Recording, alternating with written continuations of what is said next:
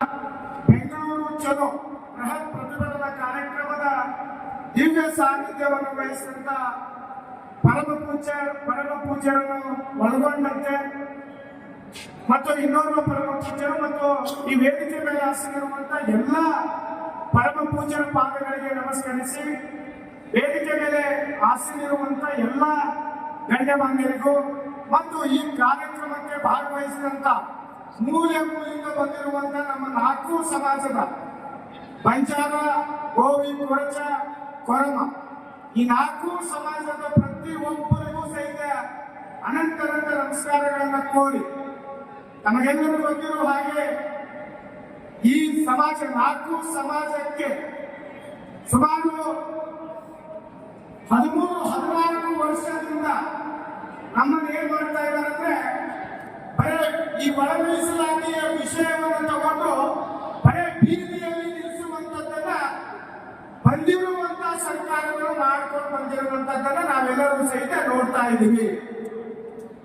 ನಾವೆಲ್ಲರೂ ಸಹಿತ ವಿಧಾನಸೌಧದಲ್ಲಿಯೂ ಸಹಿತ ಜಸ್ಟಿಸ್ ನಾಗಮಂದಾಸ ವರದಿಯನ್ನ ನಾನು ಸುಮಾರು 12 ನಿಮಿಷಗಳ ಕಾಲ ಅದರಲ್ಲಿ ಮಾತನಾಡಿದ್ದೆ.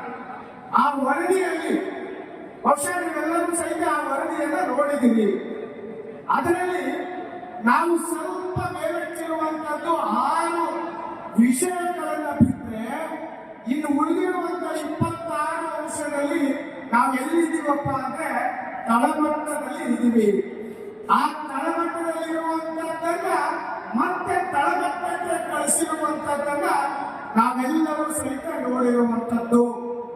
ತದನಂತರ ನಾವೆಲ್ಲರೂ ಅನ್ಕೊಂಡಿದ್ವಿ, ಇಲ್ಲ ಒಳ ಮೀಸಲಾತಿ ಮಾತ್ರ ಮಾಡ್ತಾ ಇದ್ದಾರೆ ಅಂತ ಹೇಳಿ.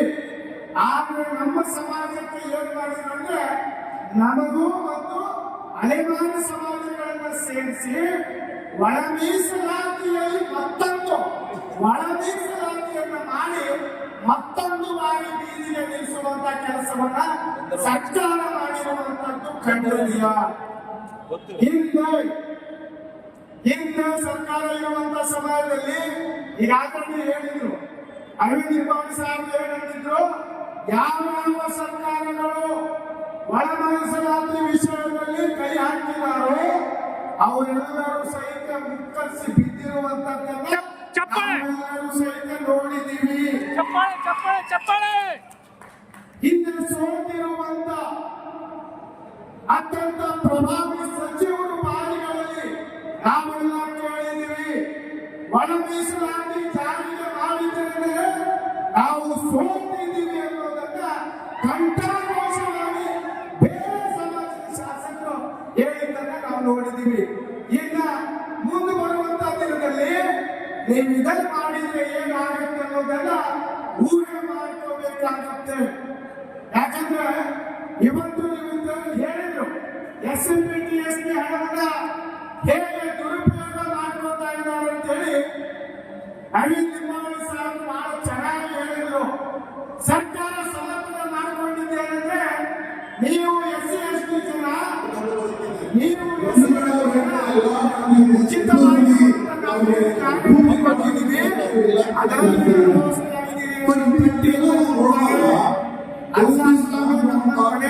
ಹೆಣ್ಮಕ್ಳು ದುಡಿಲಿಲ್ಲ, ಮನೆಗೆ ಊಟ ಸಿಗೋದಿಲ್ಲ, ನಾವು ಯಾವ ಬಸ್ಸಿಗೆ ಹೋಗಿ ಮಜಾ ಮಾಡಕ್ಕೆ ಸಾಧ್ಯ ಆಗುತ್ತಿಲ್ಲ.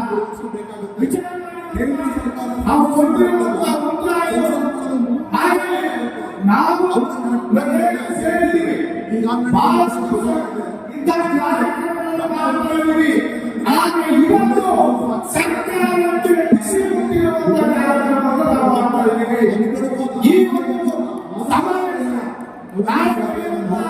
27ನೇ ತಾರೀಕು 4 ವಿಷಯಗಳನ್ನು ಪ್ರಸ್ತಾವನೆ ಮಾಡಿದ್ದೀವಿ. ಆ 4 ವಿಷಯಗಳು ಇಲ್ಲಿ ಮಂಡನೆಯಾಗಿದ್ದವು. ಆ 4 ವಿಷಯಗಳನ್ನು ನಮ್ಮ ಪರವಾಗಿ ಬರಬೇಕು. ಇಲ್ಲಪ್ಪ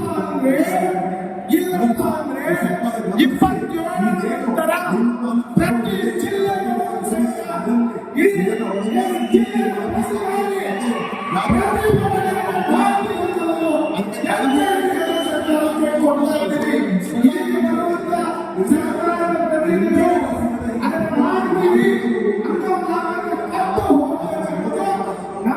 ಅಭಿಪ್ರಾಯವಾಗಿದೆ. ನಾವು ಏನಾದರೂ